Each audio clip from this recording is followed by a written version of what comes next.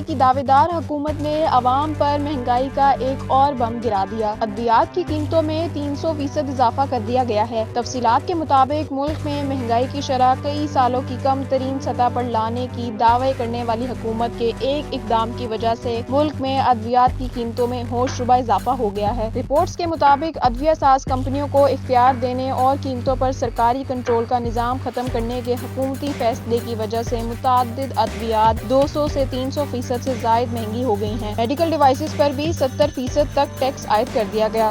کمپنیوں نے ٹیکسوں کا سارا بوجھ عوام پر منتقل کر دیا۔ بتایا گیا ہے کہ دوائیں ڈی ریگولیٹ کر کے مقابلے کی فضا پیدا کرنے کی حکومتی فیصلے کا خمیازہ عوام بھگتنے پر مجبور ہو گئی۔ ڈی ریگولیشن سے انسولین، ٹی بی، کینسر اور دل کے امراض کی دوائیوں کی قلت تو ختم ہو گئی لیکن نرخ آسمان پر پہنچ گئے۔ فارما ایڈوکیٹ محمد نور مہر کے مطابق ادویات کی مہنگائی کے حساب سے 2024 بدقسمت ترین رہا۔ حکومت نے ادویات کی قیمتوں کا کنٹرول اور نظام ہی ختم کر دیا۔